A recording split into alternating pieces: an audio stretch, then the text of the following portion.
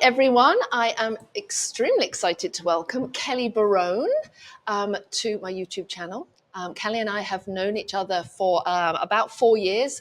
We met on the good old social media back in 2019, and her and I have been following one another and talking and taking classes with each other ever since. So I'm very excited to chat with her today about her creative journey and her business. And I think you're going to learn a lot. This is going to be very juicy. So Kelly is a CZT, Certified Zentangle Teacher. She's an art educator and she's an artist. She works in watercolor, pen and ink, illustration, and Botanical Alchemy. So that, we'll have to find out what that is. And as you might imagine from that, nature has a heavy influence on her work. She has taught and exhibited both domestically and internationally in multiple mediums, and she is the owner of Whimsy by Kelly. And you can find her in her studio in downtown Buffalo. It's in the historic district of Allentown. I can't wait to hear about that too. So let me bring on Kelly. Hello, how are you? I'm good. How are you? I'm good, thank you. Good. Well, we'll get back to Botanical Alchemy in a minute because that's right in front of us. Just before we start out, Kelly, why don't you just let us know if sort of when you came to creativity, did you grow up as a creative kid, or is this something that's come to you later in life? Like, paint the picture for us. So I always wanted to be an artist when I was little, right? So in my head, I had this vision, right, of me standing, painting at an easel, probably wearing a beret, right? Because that was my vision of what artists did. Sure. And I remember people would always ask me, yes, but what kind of artist? What do you want? But I didn't know there were kinds or anything like that. I was just like, I just want to be an artist. And so I always used to draw, and I used to, paint and play with my colored pencils and chalk. And if I could make it, I did. And then in high school, I used to the only art career that I knew of was fashion design, but I am not a fashionista. Like, I want my t-shirt and my jeans all the time. So that seemed a little odd for everybody, but I had great fun learning to draw ball gowns. But I decided pretty quickly that wasn't going to be for me. And I actually ended up going to school for business. Okay. Yeah. But luckily, that's probably come in quite handy. But okay, it has. That you're going to want to get a real job, kind of thing. Yeah. Well, we'll prove them wrong, won't we? So we will. So when did creativity come back into? So were you then creative throughout your 20s, 30s, however? Not 40s? Really. No, not really. I'd make stuff with the kids. We used to do our annual chalk fest downtown, things like that. But I didn't do a ton, It was just, I had an executive type career. I spent a lot of time making a lot of spreadsheets. It wasn't a lot of fun. But so around 2009, I started playing with stuff very casually. I opened an Etsy shop. I did a few illustrations. I created a piece that actually went viral, but I made the very, very tragic mistake of not having my name on it anywhere. So there was that. But it eventually came around and got attributed to me again. But nice. And then in 2014, I left my job and dove into art full time. And that's when I got my CZT and I started teaching. And So let me just get this straight. In 2009, you suddenly decided to open an Etsy shop. Like, what made you, what was the motivation for that? Like, all of my friends started scrapbooking and making cards and stamping and stuff. And I probably, let's see, so the kids were little, maybe in like 2006 or 7, right around, somewhere around there. And so I started playing with stamps and paper again. And I remembered how much I loved it. And every time I would make something, somebody would be like, can I buy that? I'd be like, oh. Yeah. Okay. We'd go to crops, like scrapbook crops, and everyone would come over and would be like, can you do this border for me? Or can you write out the headline for me? And I'd be like, sure. So And I Huh. never really did much with it because I was really busy with work and the kids and stuff. Yeah. But Yeah. I liked it, and so I've never shut it down. I don't have much on there now because Yeah. Yeah. but it's been a consistent piece in there. Yeah. Yeah, I think 2010 was when I got my Etsy shop too, and I swear I haven't even shut mine down yet, though. Not that it's been active for years, but Right, I just right. keep it there. It You used to know. be so much different. Remember they had like alchemy where you could actually like have people make stuff for you? Yeah, Yeah, that was fun. yeah, yeah. Etsy's a very different place than it is right now, than it was, but that's another conversation. That is, it is. So what was it about being a CZT? So 2014, you became. So what number CZT are you? I'm 17. 17. So tell me what drew you to that. So, like I said, I had a really high powered, kind of busy, stressful career.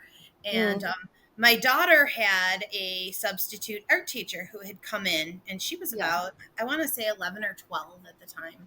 I can't remember your exactly. daughter, not the teacher, right? My daughter, not the teacher. Yeah, And she had shown them how she's like, I'm basing this idea on something called Zentangle, and she went on to say that she didn't really know a lot about the method, but she thought it was cool, and they made Zendalas. Um, okay, like these yeah, very graphic Zendalas, and she said that a lot of people used it for stress and for relaxation, and that yeah, was all my daughter had got from it was that little piece, and she yeah, brought it home and said, Mom, I think you'd really like this. And so we played with it a little bit, and remember going back to that Chalk Fest thing, it was actually Chalk Fest, so we did some Zendalas for that. yeah, And then we took a couple little classes, but the CZT locally didn't really yeah. teach. Oh, okay, She had some yeah. health issues and everything, Oh, but yeah. she made it an exception, and she gave us a couple little classes, but she Hmm. didn't want to do it regularly. And then, in a weird stroke of coincidence, my business did a reorg, and they wanted me to take on a lot more responsibility. And my kids were coming up on that. I'm a teenager. I'm going to need mom around. And Yeah, um, my husband was a disabled vet. So it was like there was a lot. And I was yeah. like, I don't really want more work. I'll just stay with what I'm doing. And they're like, that's not really an option. And I Oh, said, oh, okay. okay. So they gave me a couple other options, and then they offered me a severance package. And I said, let's talk more about that. And, Yeah. but I had signed up for CZT training. Yeah. And just before that, and then after I said that I was going to take the severance, I was like, it's not really fiscally responsible of me to go, go take on a new certification and do this other stuff that was originally just going to be for fun. Right.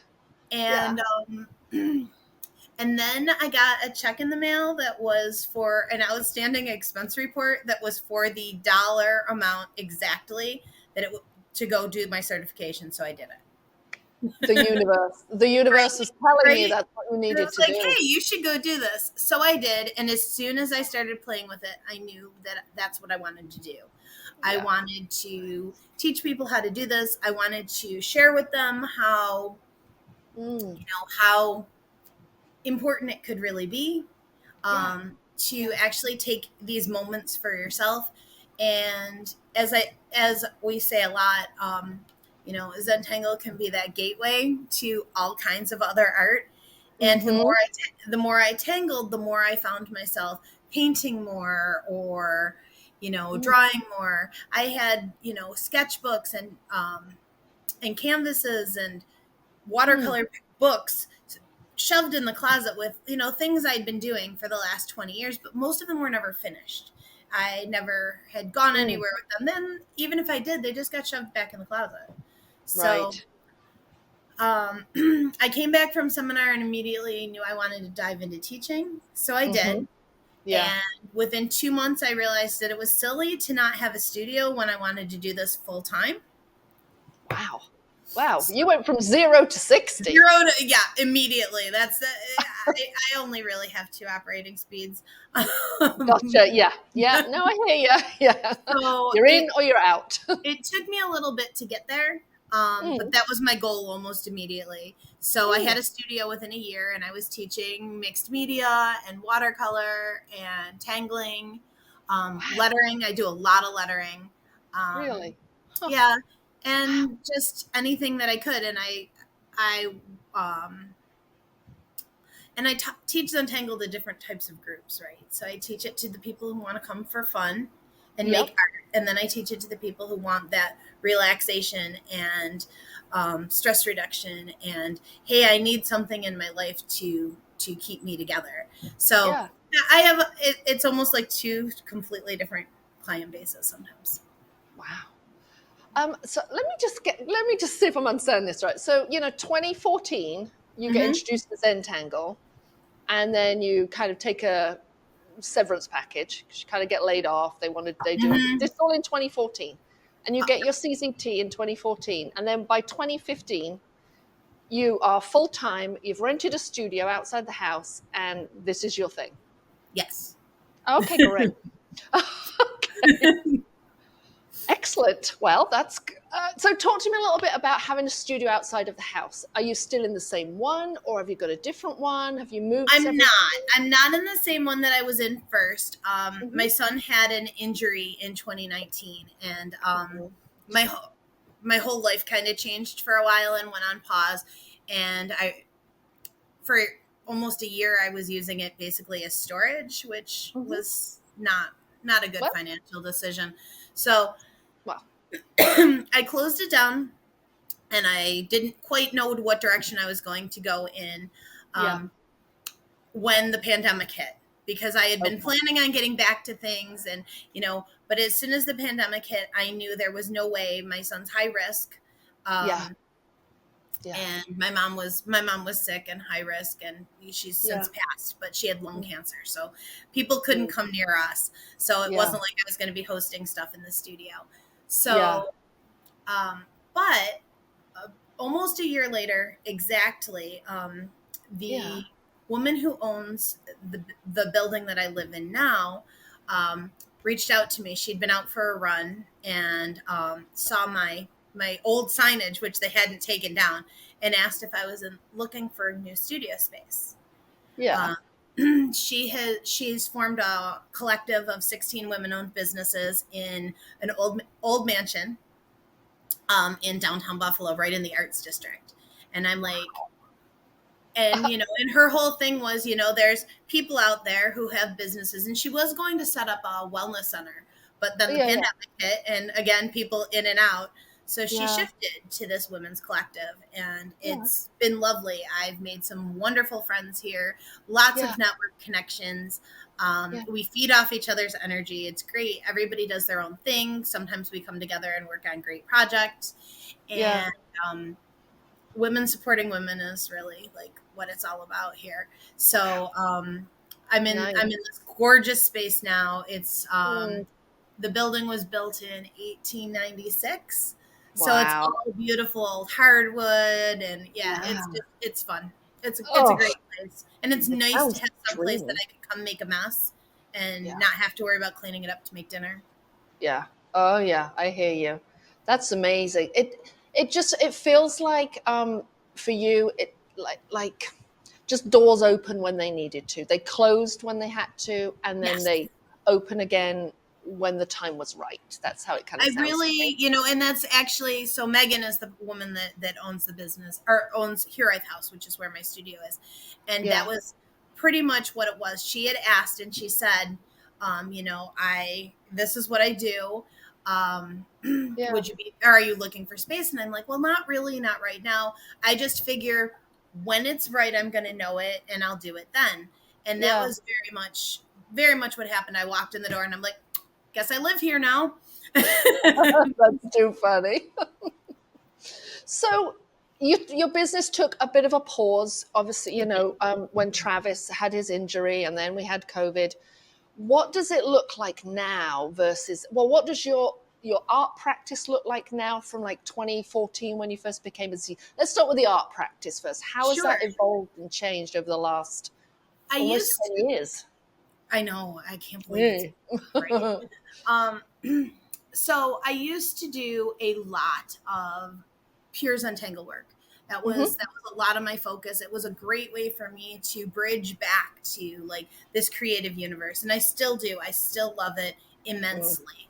Yeah. Um I'm very involved in the Zentangle world. I actually I run one of the biggest Zentangle groups on Facebook Mm, out there. We have mm. 30,000 members, so Wow. that's super fun. Wow. But watercolor was one of my huge loves, and I had 30 years of almost finished paintings in under my, stashed in a closet. So I spent a lot Really? of time finishing them. Huh. And Wow. so I'd come back and I'd finish stuff, and then I did a lot of shows. A lot of vendor shows. Put up a tent, go stand there Wow. in the heat. Yeah, I want to come back to those vendor shows. Talk to me a little bit more about your art journey, and then we're going to get back to those vendor shows because I have Sure, lots of sure. questions about that. Yeah. So and then I would branch off. Somebody would mention something, and I love to learn. It's Mm, fascinating to me. I think that as a creative person, if you're not learning constantly, you kind of start to stagnate, right? hmm. Um, Yeah. Things change, things grow, things evolve. Sure, you can make the same types of things all the time, and you're going to have that look Mm, and that feel. But yeah. even if you go take a class with someone in something you're skilled in, you're going to learn something because Oh, yeah. everyone does things differently. So for me, Definitely. that was huge. Yeah. I was constantly trying to take little classes. I like to go to retreats. I like to Yeah. do workshops with people.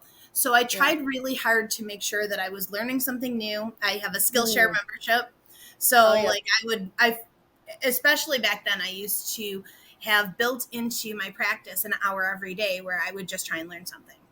Oh my gosh, you're kidding me. Yeah, Wow. That's I would make it like 4 days a week, but it was there. It was on my schedule that every day an I would get up hour and a I'd watch day. a Skillshare class, or I'd review and there wasn't a lot of online learning at that point. That's true. Yeah, that's very Right. true. Yeah. So Yeah. I'd do some Skillshare classes, and most of them were about an hour. So I usually tried to do Yeah. that, and I'd like go through one, and Yeah. or sometimes I would have gone to a retreat, and I have this philosophy that if I make something new at a retreat, I'm never happy with it because it doesn't have my spin on it yet. Yeah, So sure. I try and do it right away Yeah. afterwards. Oh, So okay, I that's good. right, so I would do some of those to kind of cement those ideas in my head. So Yeah. that was what I did. And That's then I great. would try and do an hour of actual work in the studio, like creative work. um, Wow. I'm but so again impressed. we're gonna be real honest here. That didn't really happen. Okay. I think creativity happens in bursts, Yeah. right? Yeah. And it Yeah. probably was about an hour a day a week, but often But it would be 7 hour in a 7 hour block instead of that. yeah. I'm supposed to be making art now, and I'd Yeah. be down, and instead I'd be rearranging my bookshelf.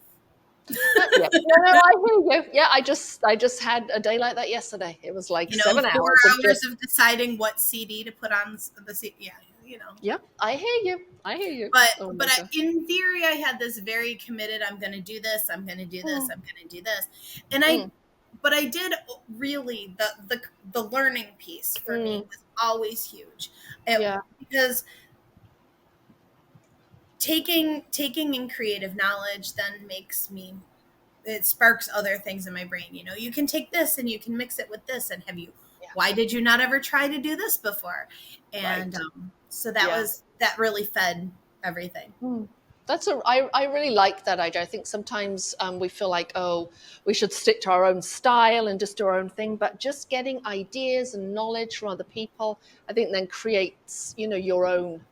I think that feeds more getting your own kind of sense of style and what you like Hmm. and don't like. So I applaud you for that commitment. I really should do more of that actually, kind of just just pure learning and maybe like for fun.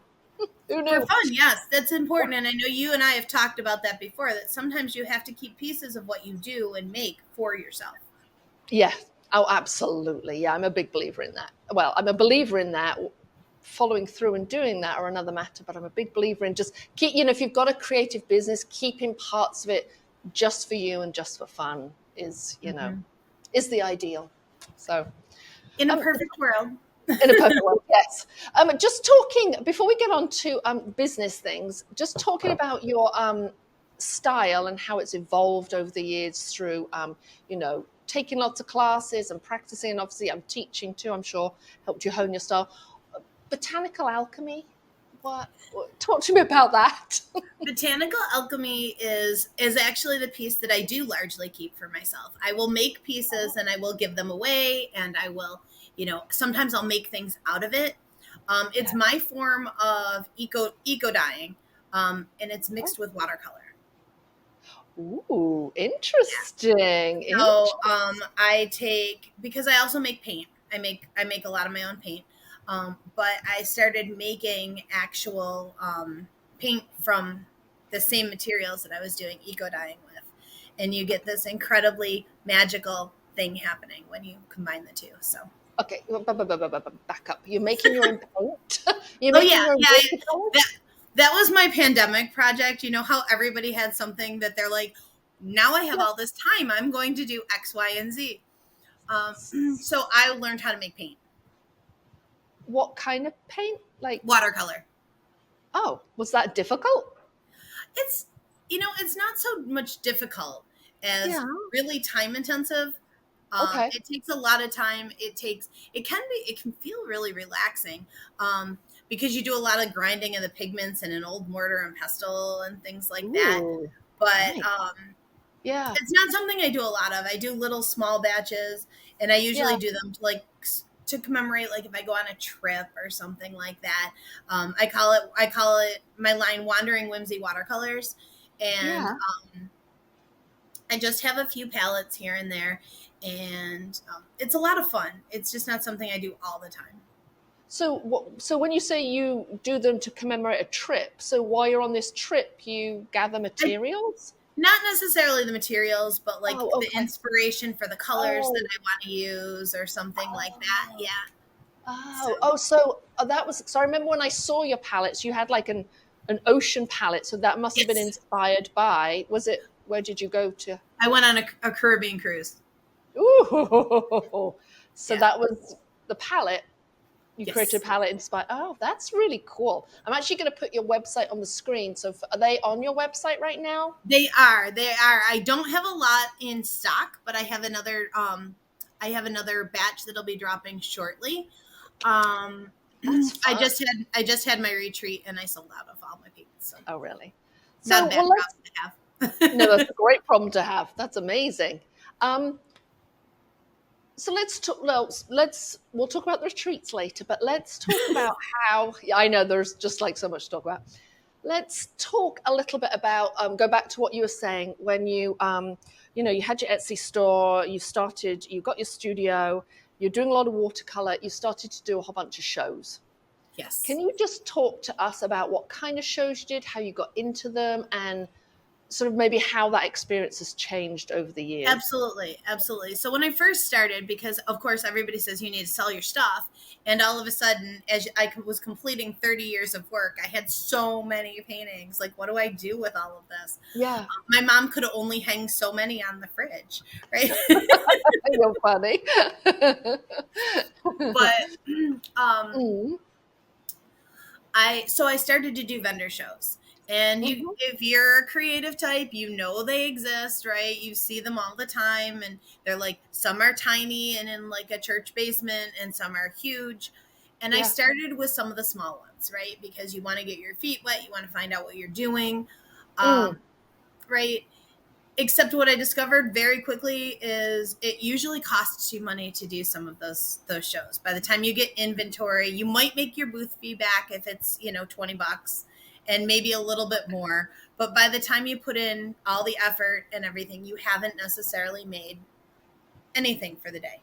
Okay. So I started to be really discerning. I had mentioned that I was on Etsy. So we had a Buffalo Etsy group that actually was amazingly active. And we had meetings, and we would get together, and we would share, and we would talk. If you have a local art community near you, people should really take advantage of that. Whatever it is, get to know your other artists, because that's where all your good information is going to come from. That's good advice. Yeah. Right. So they were like, oh, well, I've seen your work, and your work is really good. You should look at maybe you should try this market. So I tried a few of those, and those were good, and they cost more to get involved. $50, $75 table fee, right? But I Okay. was walking out making, my table fee, my materials fee, Yeah. and then actually enough money to have paid myself for my work. And I was like, oh, Woo. all right, Nice. that works. And so Yeah. of course I did what I do. Remember, I only have the two speeds. Yep. On or On off. the, Yep. on the couch watching Criminal Minds for 9 hours in a row, Yep. or go go go. Yep. So so I signed up for so many shows, but Okay. it basically became a full-time job. I was, making stuff and selling stuff and doing shows, but it's hard. It's a hard life, right? Like Yeah. those tents are heavy.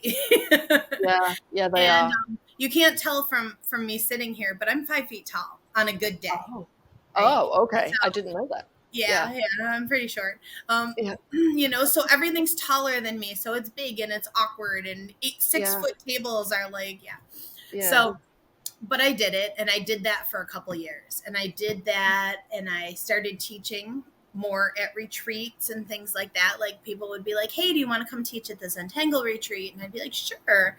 Yeah. Um, and so I started I started building that in. So basically every weekend I was doing a show, or I was teaching at a retreat. Um, That's a lot of weekends. it's a lot of weekends. But Yeah. my kids were older. My son was, nearing graduation. My daughter was in college. It Yeah. worked. It worked with my Yeah. lifestyle right then. Yeah. And then, when Trav got hurt, that changed. But Yeah. Yeah. going back to shows again, that local community has come into play. Yeah.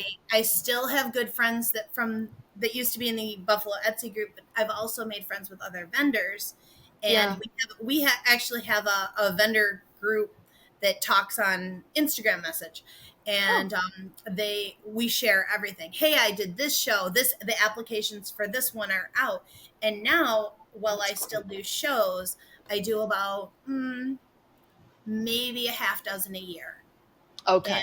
they're the higher price point, but Mm-hmm. they're well attended. Yeah.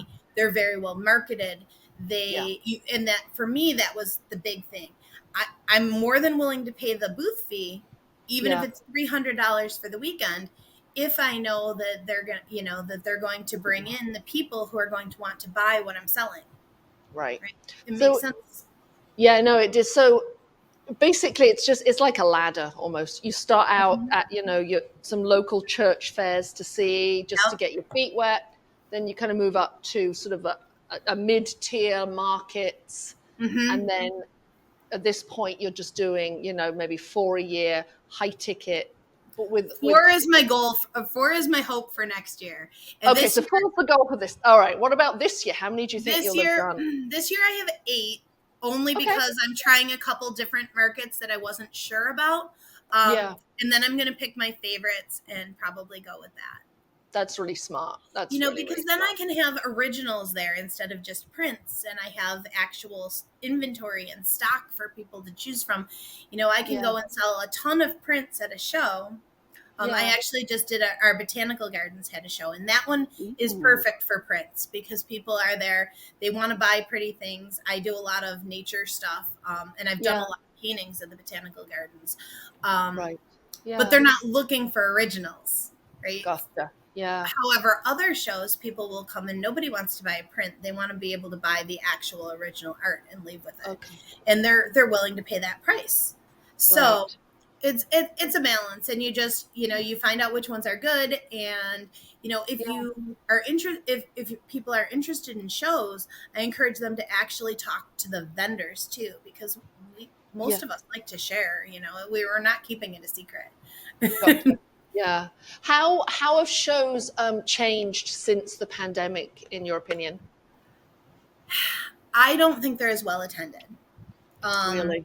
Mm. yeah, and honest, like the little craft markets and stuff, I don't see anybody buying anything because I still go. I like to go Ooh. poke around and see what people are Oh making, yeah. and I like to support local artists and stuff.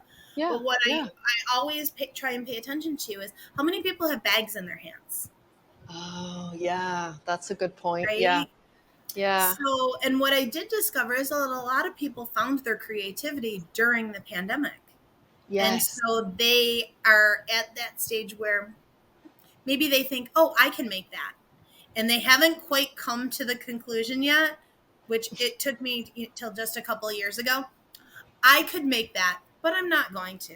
No, I never will. I could go I'm buy never going to do it. $500 worth of supplies to make that. I'm not gonna. Not gonna. So if I like Uh-uh. it, whether I can make it or not, Yeah, 9 times out of 10 now, I'm just going to buy yeah, it. yeah. But it Or be takes you a like, while to get there. or be like, I really like that, but I really wish it was in turquoise Hmm. because turquoise is my color, right? So, Could you so make it for me in turquoise? yeah. And I'm And much more likely to do that these days than to be like, oh, I can make that. yeah, no, So, you never, yeah, no, but you that's never been the will. big change. And I think that's going to swing back in another year or two. People are going to be like, yeah, I could, but I'm not going to. Yeah, yeah. Nice. Just what kind of things are you selling at? Have you been selling the same kind of things throughout at your I shows? mostly sell watercolors at Okay. my Mm, at my shows. I have my artwork on tumblers yeah. and mugs, Oh, nice. and I do these cool stainless steel mason jars Yeah. that have my artwork on them. Oh, that's And interesting. yeah, and I do them all myself. So Yeah. like my mug, right? I put my logos on all my mugs. Yeah. Oh, yeah. I want to see. Yeah. Can you show us your mug? Sure. Oh, cute. That's Right. really cute. So Yeah. I do mugs and I do glass tumblers and stuff because sometimes people, again, you have to kind of play to your market. I Yeah. discovered that people really like functional art. Mm-hmm.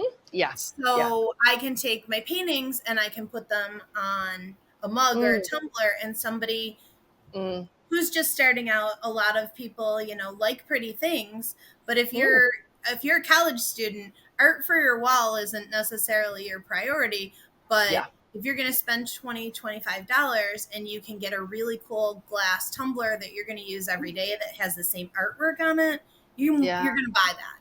That's So smart. That's really it took smart. me a while to figure that out too, Yeah. but Well, but that's all it's right. Life takes us a while to figure it, out. doesn't it though? Doesn't it? Yeah, So it yeah, does kind of. but for the most part, I've stuck a lot with my watercolors just Yeah. because that seems to be what sells, and I keep Mm. my Zentangle largely for myself. I make I make handmade journals from my some of my favorite Oh, botanical papers, but I usually only nice. make like three or four a year, and I put Yeah. them in a basket, and if they sell, they sell. If not, I keep Oh, them for myself. good. So, how now you're moving away from shows? How are you keeping, your full-time business going? What are you shifting towards? Are you shifting more towards teaching or another revenue stream? So teaching. I mean, Yeah. teaching is my great love. I fully believe that art is for everybody. It says it right in my logo. Yeah. People think they can't draw. People think that they can't make stuff, and it's Mm-hmm. not true. They've been told that, or that's been their experience. Mm-hmm. And I love to watch people light up when they realize that they can do something they didn't think they could do. Yeah. So Yeah. I do a lot of teaching. Mm. I I teach online. I teach in my studio. I Yeah. teach retreats. Yeah. I've done work with an amazing group for disabled veterans called Songwriting with Soldiers. Um, Ooh, that's interesting. Tell it's us about that. it's a wonderful group. So, was it songwriting for soldiers Songwriting with Soldiers, with and soldiers? they bring in award-winning and Grammy-winning songwriters, Yeah. and they host these retreats. And they're in Virginia and Arizona and San Antonio, Yeah. and they pair a veteran with the with a songwriter, and they tell their story. And this the songwriter and the veteran create Yeah. this story that becomes theirs, and it's all about healing and Wow. expressing yourself, because so often there's no way for these people to tell their stories. Yeah. Yeah. And part of the weekend is all about the other tools you can add to your toolbox, right? Your other resources. Yeah. So Wow. you can, so they bring in, so I go and I teach Zentangle, Yeah. and they usually have someone that does like a journaling workshop and Yeah. yoga, Yeah. and but they try and bring things from every medium, Yeah. because people respond differently to different Mm, creative arts. sure. And Yeah. we had somebody, at one of them, she was super cool. Her name's Stella, and Mm. she is actually a makeup artist. Not like everyday put on your blush kind of makeup artist, but like graphic effects and special effects and things like that. And it's Wow. so neat. The first night, everyone just kind of like very standoffish, and you can tell they're all very closed in. And at the end, um, Yeah. they play their songs. The songwriters play their songs, and they do a concert, and they share their songs. And at the Oh my. end, everybody's talking and laughing and hugging, and these people are leaving. Crying, I imagine. Lots of crying at these, but everybody leaves with these amazing connections, and they have a song that for them tells their story. Wow. So That it's is so powerful. amazing. It is such a powerful thing, and it's one of the coolest things I've ever been involved with. I've done work with them at the Carey Institute for Global Good, Yeah. um, and at Boulder Crest Retreat in Virginia, and it's just, Wow. yeah. That is amazing. And so you Mhm. teach them Zentangle. I'm sure I do you've heard so many stories of, so many stories, yes, so wow. many stories. How And many how big is it? How many veterans do they have at each one? usually there's only 4 or 5, and Oh, it's they're it's tiny. intimate. Yeah, and Oh, sometimes their families come. Sometimes it's just them. They interesting. usually have a handful of past past attendees as like peer support, Yeah. because it can be scary for someone who's dealing with PTSD and so much Mm, trauma, and to come in and be in yeah. this situation. So they have people there who are like, Yeah. hey, I did this was life changing for me, you should come, Yeah. you should sit, even if you don't actually do anything, you should come. And Yeah. so Wow, that is it's been great. amazing. Mm-hmm. Wow, good for you for doing that. And you teach them Zen. That's great. They get to do Zentangle, which Right. yeah. And Oh, so many of amazing. them are like, oh, I can't draw, and I'm like, that's okay, you don't really need to. And I tell Yeah. people, if you can write your name or draw a Yeah. stick figure however badly, you can do this, I Yeah. promise. Yeah.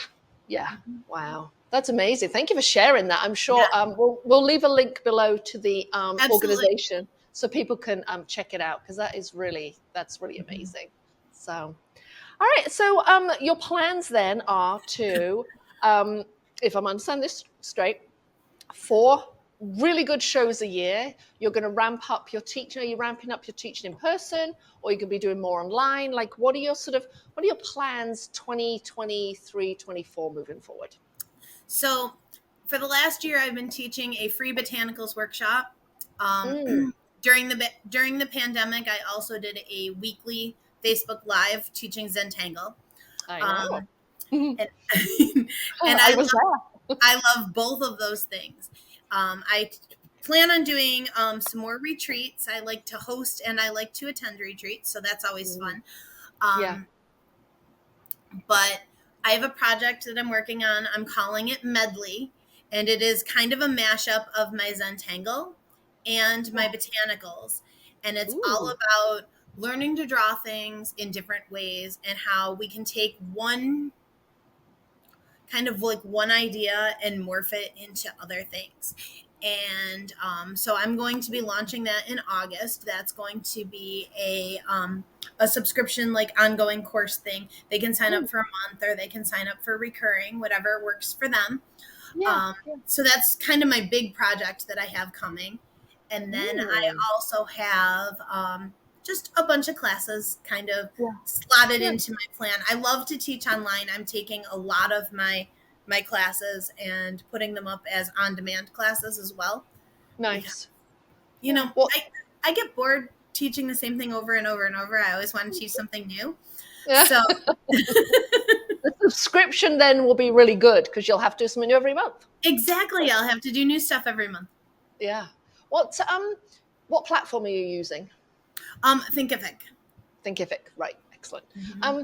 Just back to medley, we're calling it. Can you give me an example of taking one concept and then doing lots of things with it? Because I'm not quite getting. So Zentangle is based on repetitive patterns, which I know you know.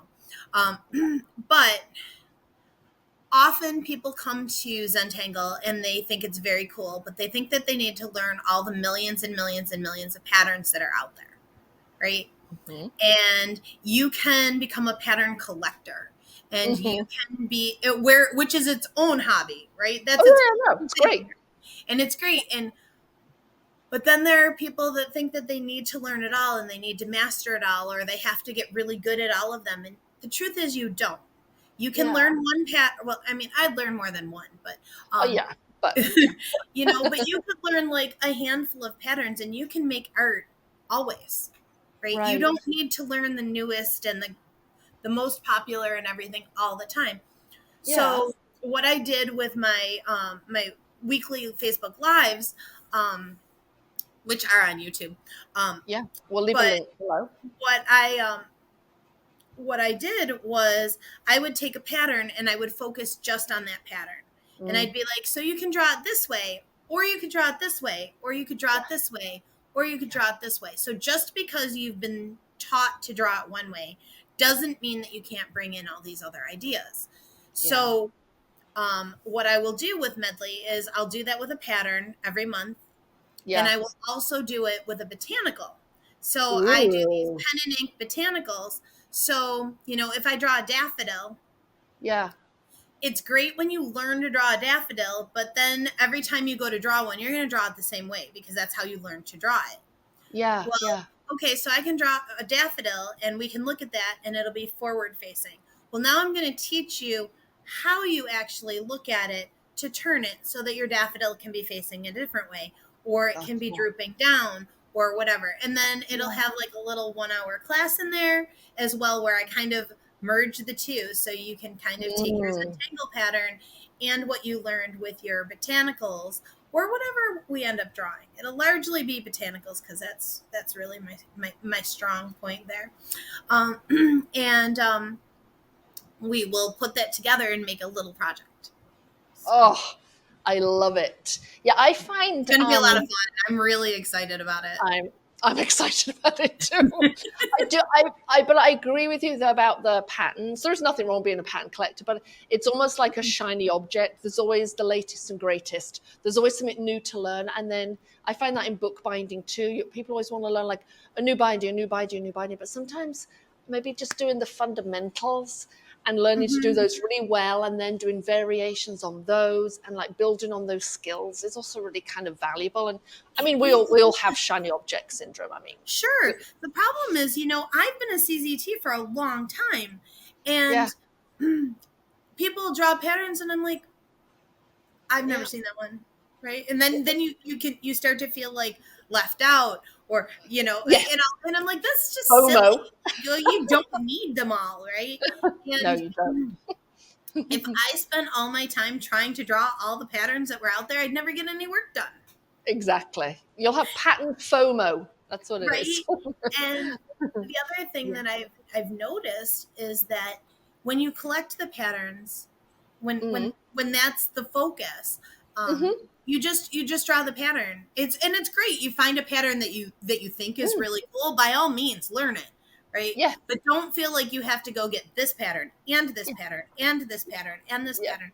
There are plenty of like monthly challenges and things like that where you can expose yourself to a bunch of new patterns in a short period of time without feeling like that has to be your, you know, part of. And I'm not knocking anybody's practice who that's their thing. No. Everyone's got their own practice. But I think that for me, trying to keep up with all those patterns overwhelmed me to the point where I didn't feel like I could make art. Right. So, you know, and you get kind of flux is my go-to, my mac and Or cheese is type, it? right? Yes. Well, you can make flux pointy, you can make flux round, you can make flux, in all different kinds of shapes, and it's still flux. Yeah, yeah, it's true. So Oh, I love that. And what I also love about your plans for the upcoming, you know, year or whatever is it still includes your learning. So I think for me that's been a key takeaway, and perhaps something I didn't know about you is that you're constantly learning. It's not like, oh, I'm done. I know absolutely, everything I need to know. You're still learning new techniques, and I think that's great. absolutely. You never know. You never know what you're going to learn. Never know Yeah. what you're going to learn, and it's usually something. I take watercolor classes all the time. Oh, do you I do. really? Huh. Because everyone teaches differently, and even though watercolor, like I said, is one of my primary mediums, Yeah. I I still come out learning something different every Mm-hmm. single time. Yeah. Oh, I never knew I could do that. I never thought to do that. Yeah. And maybe I didn't learn a ton, but if I learned one little tiny thing, it's usually worth it to me. Yeah. And also, you meet great people, so There's that's always always the that. plus too. Yeah. You can't go wrong meeting new people. Exactly. All right, so I think we're going to wrap this up. Where Okay. can folks find you on? What social media platforms are you on? I know you're at Whimsy by Kelly. Where can they Yes. find you? So I am pretty active on Instagram. I like Okay. Instagram a lot. I do use Facebook. Again, Yep. I'm Whimsy by Kelly there. I have a TikTok. That is, I have a TikTok. I think it has one thing on it. I always mean to get to it, and then there's something else to do. So eventually, I may put some stuff up there, but I don't know. I would primarily look for me on at Instagram. Instagram and Okay. and Facebook.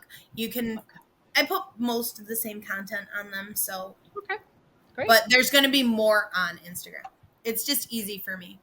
Yeah. And because And, what I do is visual, right?